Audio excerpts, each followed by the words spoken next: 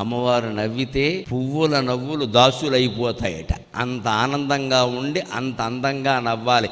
ఏ ఇంట్లో ఇల్లాలు నవ్వుతూ ఉంటుందో ఆ ఇంట్లో లక్ష్మీదేవి నాట్యం చేస్తుందమ్మా. లక్ష్మీదేవి నాట్యం అలా నవ్వాలి కదా అని మగాళ్ళందరూ ఓ పట్టకారు పట్టుకు నవ్వమని చెప్పానా తోలు తీస్తా నవ్వకపోతే అనకూడదు. వాడు నవ్వే విధంగా వీడు ప్రేమించాలి. అది సమస్య. ప్రేమిస్తే ఎందుకు నవ్వరు?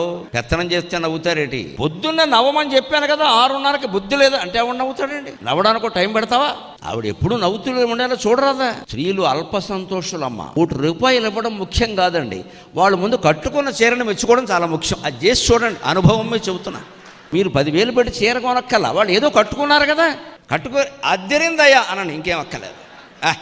ఎంత నవ్వుతారో వెంటనే. అలా భార్య నవ్వితే అక్కడ సంపదలు ఉంటాయి. చేసిన పని బాగుందని చెప్పరాదా? వేరేది ఎందుకు? అప్పుడు అంటారు సహజంగా, ఇలాంటిదే ఇంకో 2 కొనుక్కుందామని అనేయి, తర్వాత చూసుకోవచ్చు.